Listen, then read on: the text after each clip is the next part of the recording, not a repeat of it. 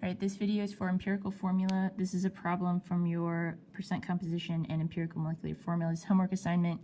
You are to do this in your notebook. I have a worksheet. I'm actually going to do one that involves molecular formula, so I'm going to break this video up into two parts, and this part one is going to be for the determination of the empirical formula, and then part two will be the molecular formula determination from that empirical formula. Okay, so let's start out doing this. Keep in mind that empirical formula, what we're trying to do is find out what is the smallest whole number ratio of elements in this compound, which is the empirical formula. So we're coming up with some formula, and we know it's going to be whole numbers involved. And there are a few steps to do this, and they're pretty simple, but it is kind of a lot of work that you'll be showing. So the first thing you want to do is convert mass to moles. So for this problem, you want to see what elements are going to be in the compound. So we have 40.0% carbon, 6.6% hydrogen, and 53.3% oxygen. So those are the three elements that are in this compound, and they are in varying percentages. And this particular problem, since it gives us percentages and not mass, the first thing we want to do is convert those to masses. And the easiest way to do that is just to say that we have 100 grams. If we have 100 grams, then it just changes these percent signs. We can just write them as grams. So we're going to start out first with carbon. And it is going to be very important that you have units on all these numbers with the element that they're associated with, because it will start to get really complicated when we set up our mole ratios. So we have 40 grams of carbon, and the first step is to convert mass to moles. So to do that, we're going to set up our conversion factor, and that conversion factor is the molar mass of carbon. We're going to find carbon. Its molar mass is 12.01. So that's 12.01 grams is equal to 1 mole of carbon. So since 12.01 is grams, that's going to go in the bottom. Anytime you use a number off the periodic table, that's for 1 mole of that substance. So by setting this up, we will calculate the moles of carbon that are in 40 grams.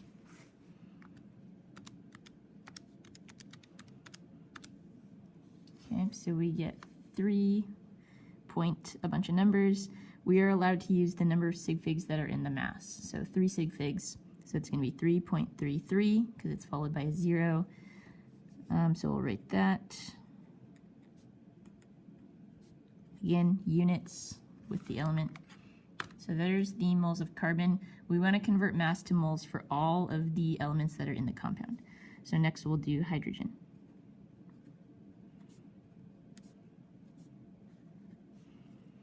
So we need to find hydrogen's molar mass, 1.01. So the mass goes in the bottom so that the grams cancel. We took that off the periodic table, so it's 1 mole.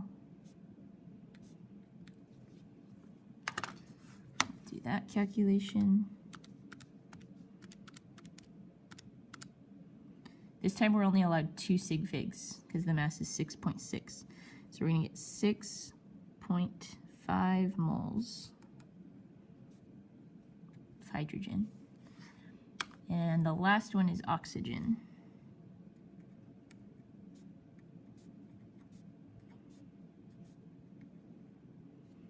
So oxygen's molar mass is 16.00.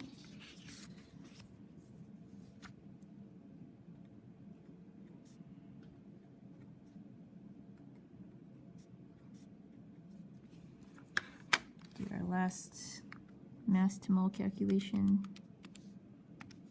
So depending on the number of elements that you had, you would have to do this for all of them. 2 elements or 3 elements or 4 elements.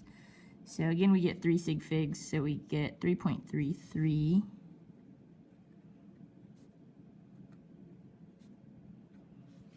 All right, so now we've converted all of our masses to moles. That's the first step.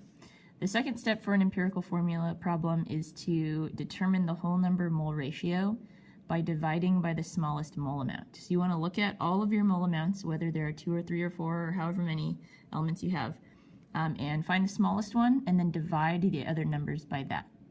And this one's interesting in that we have two numbers. The smallest number is 3.33, obviously, but we have two of those.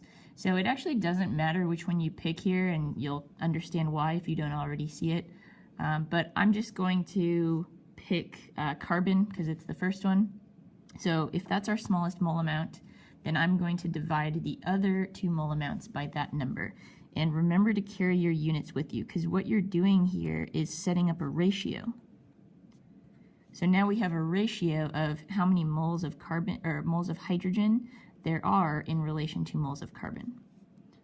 So I'm going to do the same thing for this one. So you'll divide all of the other mole amounts by the smallest mole amount.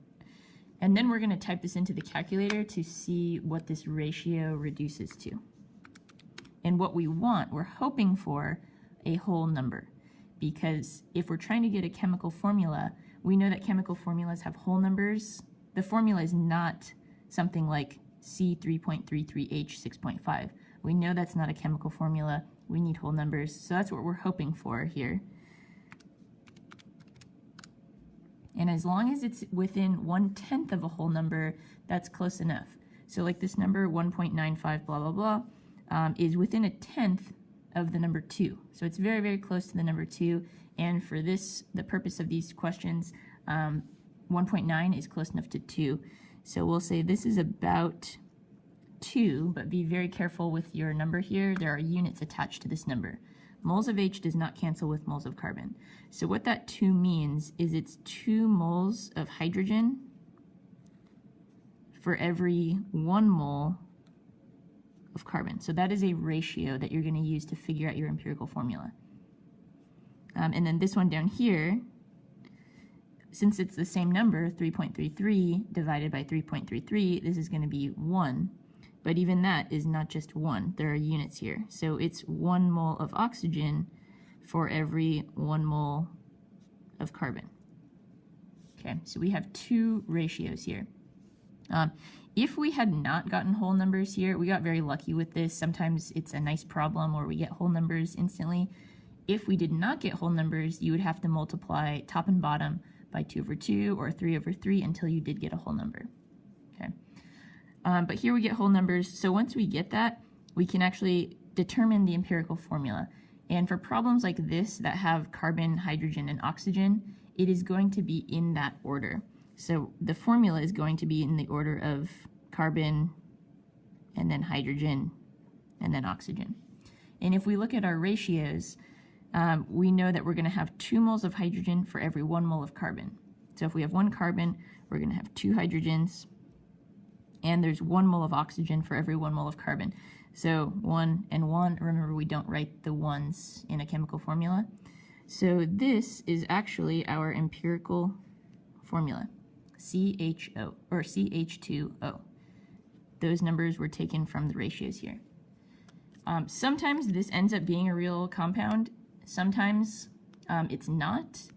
And what we're going to do in the next video is figure out what, according to this question, what is the actual molecular formula of this compound given a molar mass. So check out the molecular formula video for the next step of this problem. But this is generally how you would solve an empirical formula question.